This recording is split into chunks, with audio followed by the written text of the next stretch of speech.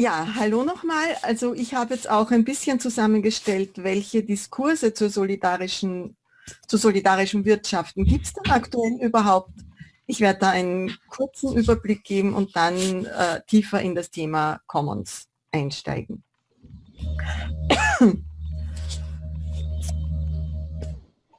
An Diskursen gibt es da zum Beispiel eben die solidarische Ökonomie oder auf Englisch Social Solidarity Economy, dann aus feministischer Sicht den Subsistenzansatz oder die Care-Perspektive, dann das Feld der Commons und ein Teil davon ist die Peer-to-Peer-Produktion. Friederike Habermann hat den Begriff E-Commony geprägt für eine Wirtschaft, die auf Commons aufbaut. Dann ist natürlich in den Medien immer sehr viel von der Sharing Economy zu reden. Da dann noch ein paar Worte dazu, warum das nicht unbedingt was mit Sharing zu tun hat. Und als Abschluss und Ausblick kommen noch ein paar Leitfragen für solidarisches Wirtschaften.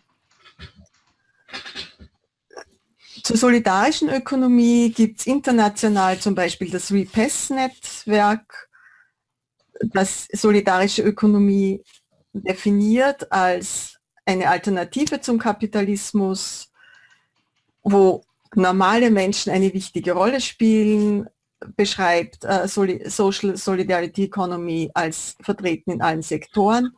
Und so wesentlich ist eben, it aims to transform the social and economic system that includes public, private and third sectors.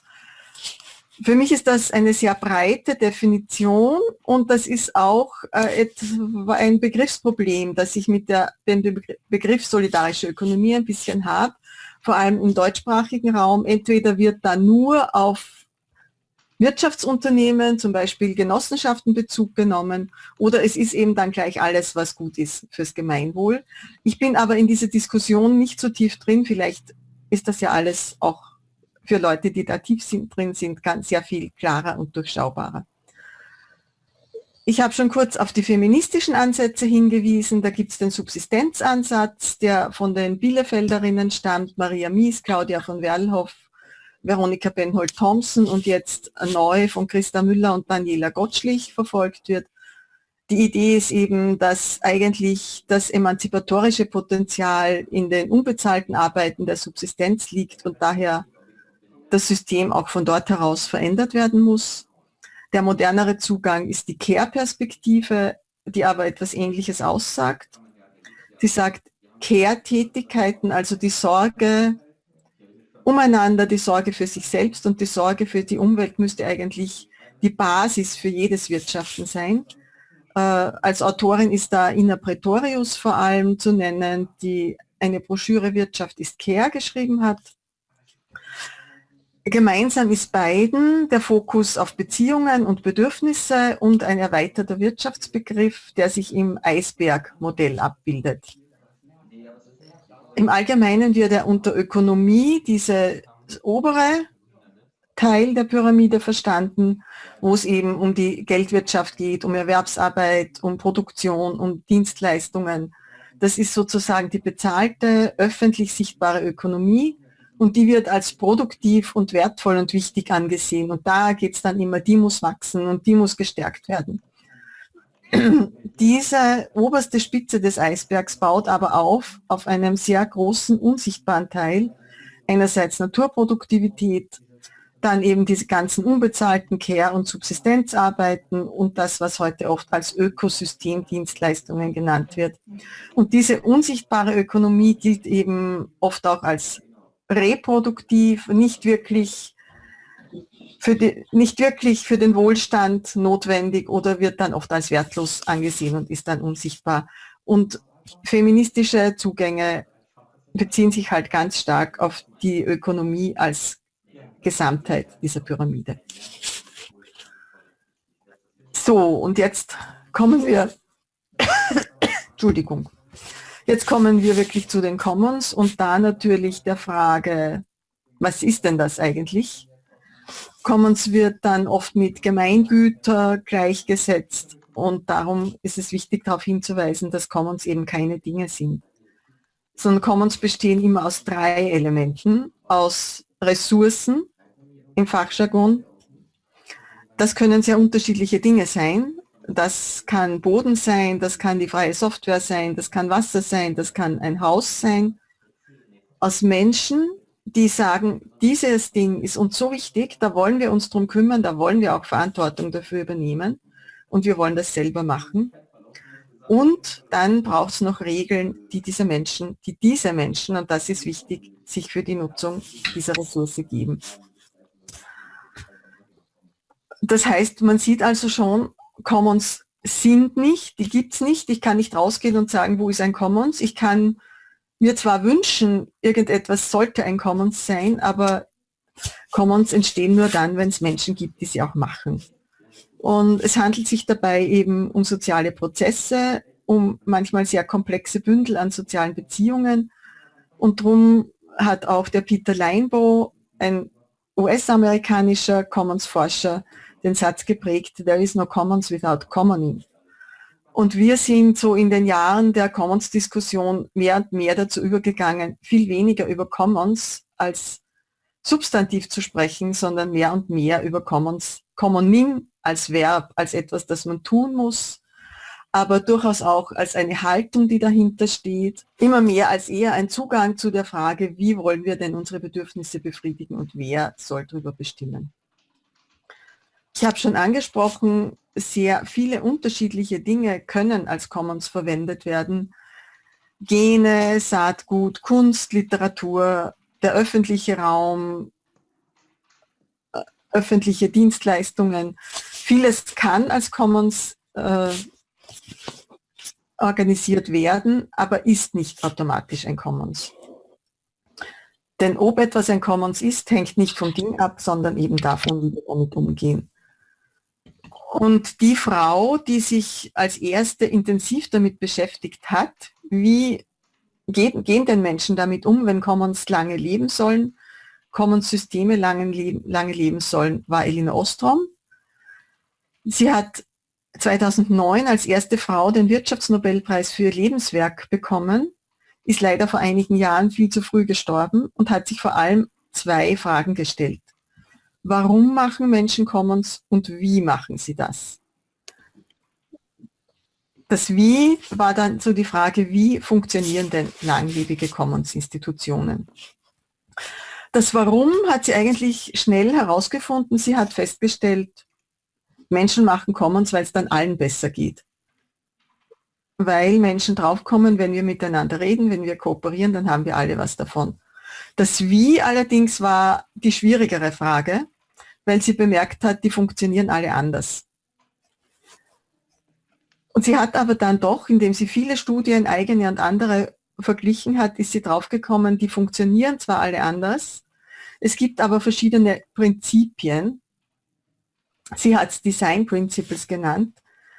Und wenn die erfüllt sind, dann funktionieren Commons lange. Und wenn eines oder mehrere davon nicht erfüllt sind, ist die Gefahr groß, dass sie scheitern.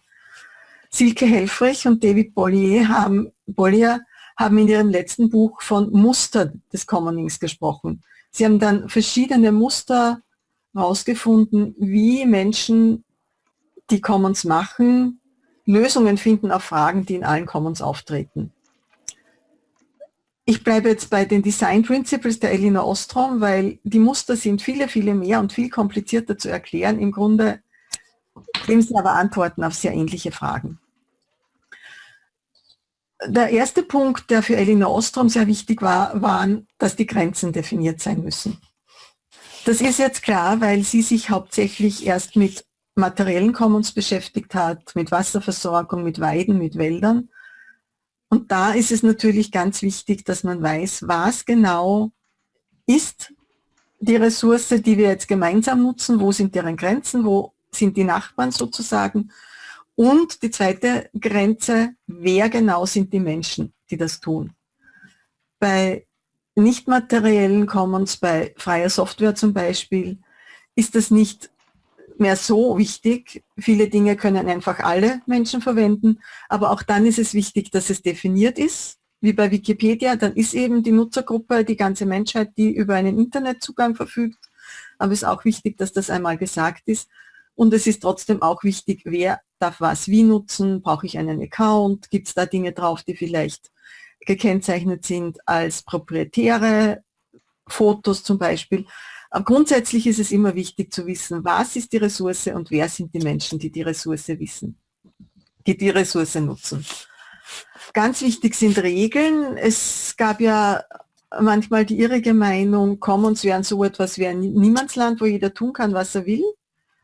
War auch der Fehler, den Garrett Hardin gemacht hat in seinem Artikel zur Tragedy of the Commons, wo er gemeint hat, die müssten immer scheitern. Tatsächlich funktionieren Commons nur, wenn es Regeln gibt, die sagen, wer welche Ressource wann wie nutzen darf, wer aber auch beitragen muss zum Erhalt der Ressource in welchem Ausmaß. Wichtig an diesen Regeln ist aber, dass sie von den Nutzerinnen gemacht werden, beziehungsweise von allen anerkannt sind und auch veränderbar sind, wenn sich die Rahmenbedingungen ändern. Dass diese Regeln dementsprechend von allen als fair empfunden werden und dass auch die Nutzerinnen selber die Einhaltung dieser Regeln kontrollieren, dass da nicht jetzt plötzlich die Regierung sagt, ja, ihr macht das aber falsch und dann kommt die Polizei oder sonst jemand, sondern die Nutzerinnen sagen, wie die Kontrolle erfolgen soll und wenn Sanktionen notwendig sind, dann beschließen sie die auch selber und verhängen die selber. Also dieses Regelwerk ist wirklich das Kernstück aller Commons. Das klingt jetzt vielleicht sehr kompliziert, ist manchmal auch sehr kompliziert. Bei vielen kleineren, einfachen Dingen ergibt sich das oft sehr häufig ganz von selbst in der Praxis, dass das so funktioniert. Es gibt einen gemeinsam genutzten Raum und dann gibt es einen Plan, wo steht, wer den wann nutzt. Und wenn da nicht sauber gemacht ist, dann braucht man nur auf diesen Plan zu schauen und weiß, wer das war. Und dann findet sich der nächste Nutzer und sagt, hallo, ihr habt das nicht sauber gemacht. Das ist dann vielleicht auch schon dieses öffentliche Bloßstellen ist dann vielleicht auch schon die Sanktion, damit sich die das nächste Mal besser verhalten. Also vieles davon kennen wir einfach aus unserer alltäglichen Praxis von gemeinsam genutzten Dingen. Wenn jetzt viele Menschen Dinge gemeinsam benutzen, oft sind das ja Dinge, die wirklich existenziell für diese Menschen wichtig sind, wenn es zum Beispiel um Wasserversorgung geht, dann ist das klar, dass da auch ein hohes Konfliktpotenzial drin ist. Darum ist es ganz wichtig, damit so eine Commons-Vereinbarung länger bestehen kann, dass sich diese Gruppe leicht zugängliche und gut funktionierende Konfliktlösungsmechanismen etablieren kann. Und dann ist auch noch wichtig, dass diese Selbstorganisation praktisch von externen Autoritäten, im besten Fall auch von Gesetzen anerkannt wird. Das ist bei uns zum Beispiel im Vereinsgesetz festgelegt. Ich glaube, das ist auch in Deutschland so, dass ein Verein für interne Konfliktregelung ein eigenes Instrument hat und dann ich nicht auf die Polizei gehen kann und sagen, unser Vereinsobmann hat da was falsch gemacht, sondern wir müssen das intern lösen. Und das wird auch vom Gesetz, wird dieser Bereich, diese Sphäre der Selbstorganisation anerkannt. Wenn aber, wie zum Beispiel bei einer Hausbesetzung, die externen Autoritäten nicht anerkennen, dass Menschen sich hier gemeinsam organisieren, dann kann das auch bei den besten Regeln und beim besten Willen der Benutzer nicht funktionieren. Entscheidend ist aber immer die Praxis. Und diese Praxis ist es, was wir als Commoning bezeichnen. Die Frage, wie gehen die Menschen miteinander um? Wie kommen sie zu diesen Regeln? Wie kontrollieren sie die Einhaltung? Und wird da wirklich den Bedürfnissen aller Rechnung getragen? In dieser Praxis ist nämlich ganz, ganz wichtig, dass man von Bedürfnissen ausgeht. Und nicht davon, kann da jemand Geld damit verdienen, wie das eigentlich immer bei Unternehmensgründungen ist. Wir brauchen halt mal Geld in dieser Gesellschaft, in der wir leben. Auch Menschen in Commons müssen Geld verdienen, aber das ist nicht der Ausgangspunkt. Wir schauen, was brauchen wir, welche Ressourcen haben wir und dann schauen wir, wo brauchen wir was von draußen und wie können wir das machen, ohne dass uns diese Commons-Logik dabei zerstört wird. Ein wesentlicher Aspekt ist auch, dass Commons unverkäuflich sind, was in unserem bestehenden Rechtssystem ziemlich schwierig ist. Es gibt da nämlich eine Rechtsform dafür, denn auch wenn etwas zum Beispiel öffentliches Eigentum ist, dann kann auch die jeweilige Regierung dieses öffentliche Eigentum verkaufen, wo wir ja in den letzten Jahren sehr viel erlebt haben in dieser Richtung. Das heißt, es geht oft darum, erst Eigentumsformen, Rechtsformen zu entwickeln, die diese Unverkäuflichkeit sicherstellen. Und da gibt es oft recht kreative Dinge. Eine Möglichkeit ist natürlich eine Stiftung. Eine andere Möglichkeit hat zum Beispiel das Mietshäuser-Syndikat für Häuser gefunden. Da wird eine GmbH gegründet. Die 2 Gesellschafter sind das Mietshäuser-Syndikat und die Gruppe, der Verein, der dieses Hausprojekt betreiben will. Und der Gesellschaftsvertrag lautet eben so, dass der Hausverein alles selber bestimmen darf, was er will. Das Mietshäuser-Syndikat hat einzig und allein Einspruch, wenn die das verkaufen wollten. Das heißt, das Mietshäuser-Syndikat sitzt da zum Beispiel als Gesellschafter drin, um den Verkauf zu verhindern. Und an solchen Rechtsformen arbeiten Menschen in unterschiedlichen Regionen und unterschiedlichen Systemen. Dann ist eben in der Praxis entscheidend, wie ist das Verhältnis zum politischen und rechtlichen Umfeld. Da habe ich jetzt schon ein bisschen darauf hingewiesen, gehe ich einmal nicht näher ein. Wenn du magst, können wir da auch später dann noch reden drüber. Und dann ist ein wesentlicher Punkt, den ich auch schon kurz angesprochen habe, der Umgang mit Geld. Wie können wir das Geld, das wir brauchen, holen, ohne dass wir damit auch die Marktlogik holen? Dazu kurz ein paar Worte, was unterscheidet eben die Marktlogik von der Commons-Logik. Marktlogik heißt einfach, damit ich etwas bekomme, muss ich etwas geben. Es ist immer dieser Äquivalenztausch und wenn ich kein Geld habe, bekomme ich nichts zu essen. Marktlogik heißt auch, dass es immer diese Konkurrenz gibt, dass Angebot und Nachfrage den Markt und den Preis steuern und dass der Preis nicht unbedingt für die Produzenten kostendeckend sein muss. Wir kennen das vor allem aus den Arbeitsbedingungen in den Ländern des globalen Südens. Und Marktlogik heißt eben auch, dass sozusagen die Konkurrenz, der Stärkere im Wettbewerb immer gewinnt.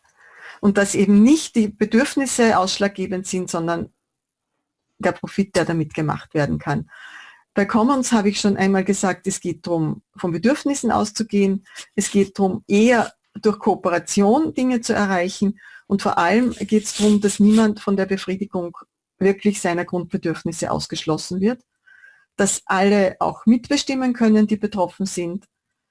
Und dass aber die Commons eben auch erhalten bleiben. Das ist ein ganz wesentlicher Aspekt der Commons, dass immer auch der Erhalt der Ressource an erster Stelle steht. Sonst wird ja das Commons auch zerstört. Und wie machen wir das jetzt?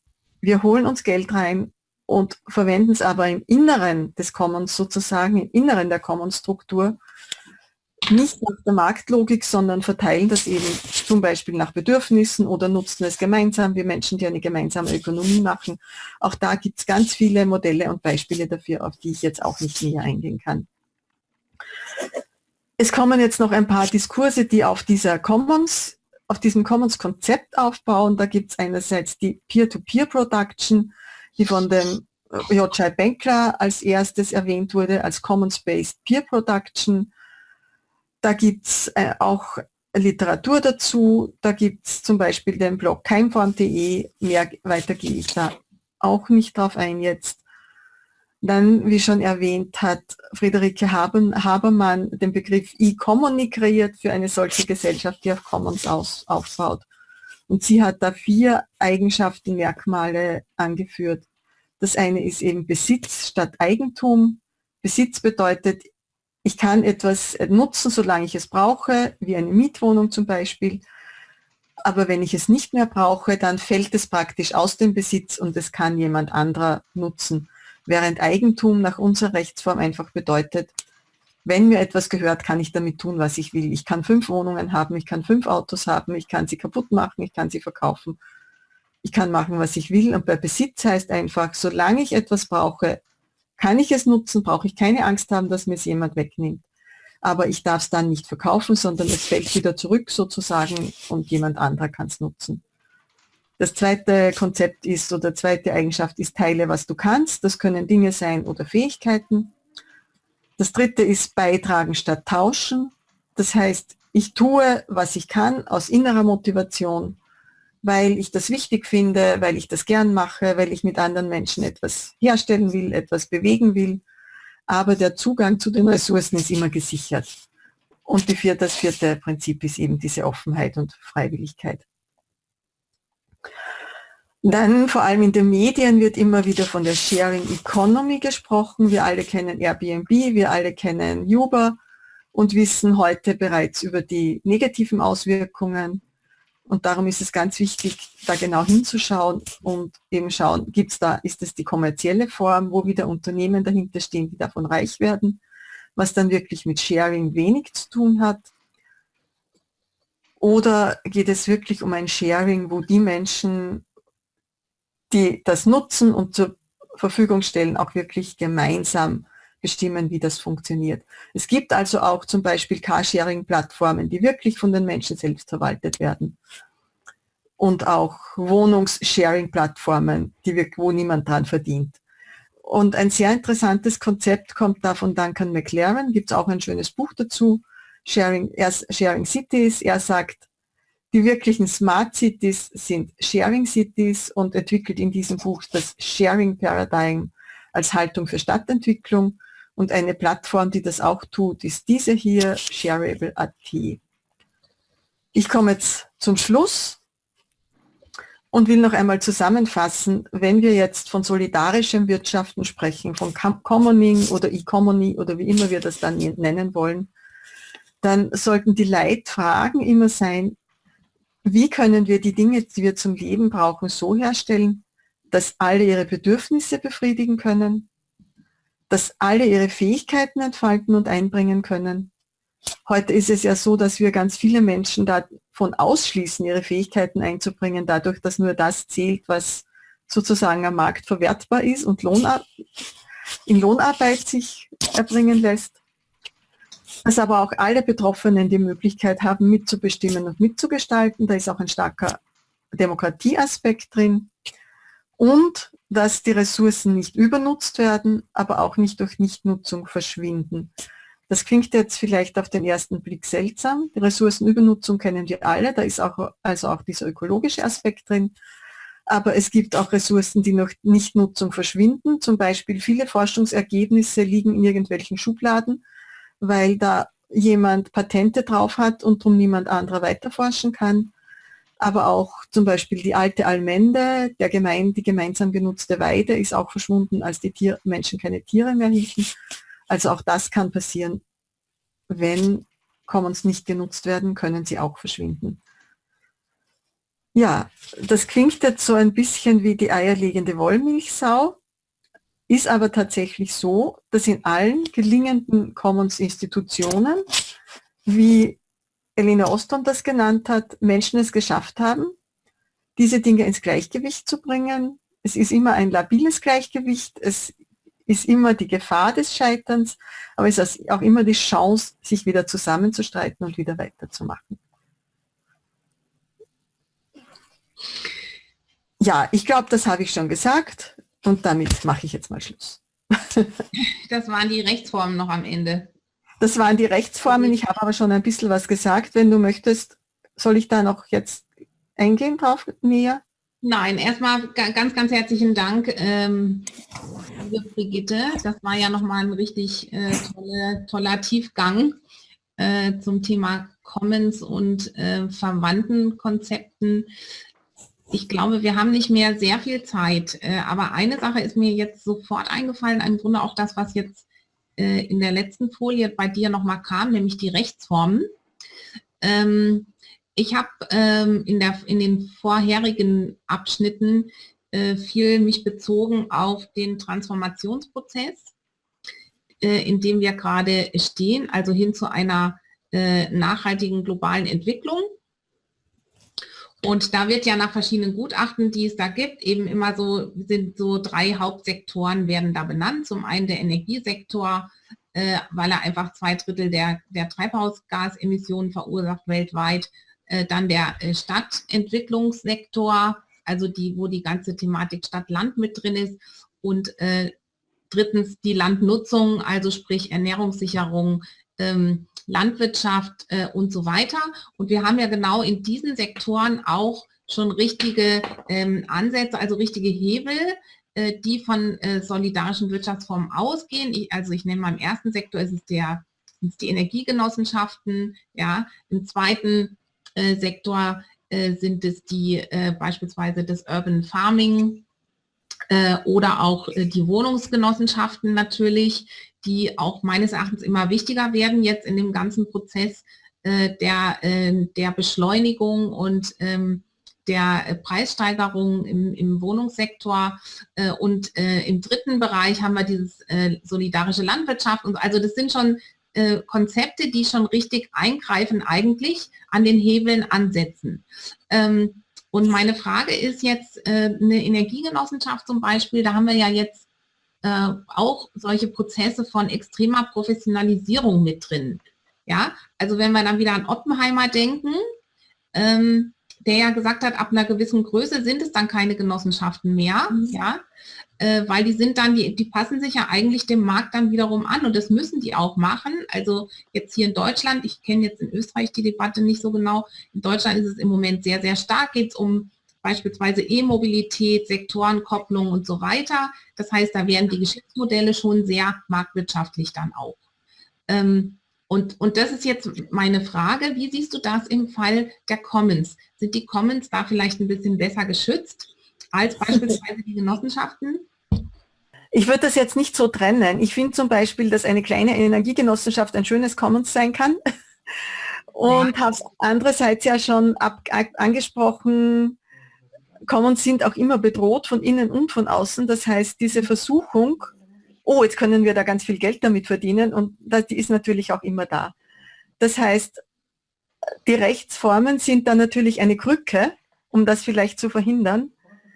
Aber worauf es dann wirklich ankommt, ist eben wirklich die Praxis und schaffen die Menschen das, dieser Versuchung des Wachstums zu widerstehen. Und vor allem, ich denke, solange wir nur sagen, wir machen halt das Gleiche, was wir jetzt machen mit Genossenschaften, wird sich ja auch nichts ändern. Wir wissen ja alle, wir reden ja auch alle vom System Change, not Climate Change, und es geht um den Systemwandel und du hast auch die Transformation angesprochen. Und das heißt, alle diese Dinge, die ihr wahrscheinlich, was ich nicht kenne, aufgezählt habt, wo ich jetzt ein paar Andeutungen gemacht habe, das sind natürlich erste Schritte in die richtige Richtung, aber die können nur dann wirksam werden, wenn sich so diese Gesamtlogik des Systems ändert. Wenn es nicht mehr darauf ankommt, müssen wir alle Geld verdienen, um leben zu können, muss die Wirtschaft wachsen. So diese Frage des Wirtschaftswachstums ist natürlich ganz zentral. Natürlich, alternative Energien, erneuerbare Energien können erstmal noch wachsen. Aber wie schaffen wir den Punkt, wo man sagt, so und jetzt ist es genug, und wie leben wir dann mit diesem Punkt, jetzt ist es genug? Also es gibt ja durchaus auch kleine Unternehmen, die sagen, wir wollen jetzt nicht mehr weiter wachsen. Kommt ja vor.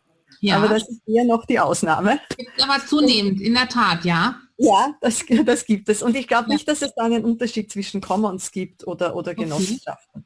Ich glaube, dass die Frage der Rechtsform dann natürlich insofern was ausmacht, wenn zum Beispiel wie beim Mietshäuser-Syndikat oder bei Stiftungen da immer noch ein Stiftungsgrundsatz ist, der da steht und der sagt, das und das darf jetzt nicht mehr passieren.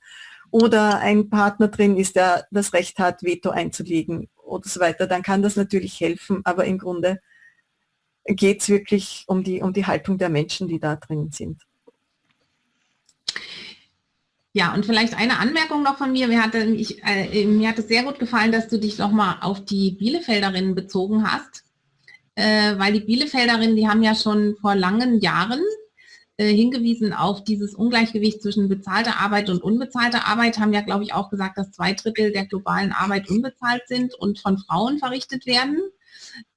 So habe ich das in Erinnerung, und vor allem, dass die unbezahlte Arbeit ja die Basis der bezahlten Arbeit ist. Ja, also im klassischen Fall der männliche Alleinverdiener, der kann ja gar nicht allein verdienen, wenn nicht gleichzeitig die Familie für ihn die Familien- und Sorgearbeit erledigt, sprich einkaufen, putzen, essen, kochen, waschen und so weiter. Also so ganz klassisch haben die das ja vorgeführt. Und ich frage mich jetzt, also das kann man ja heute überhaupt erst mal richtig diskutieren wieder.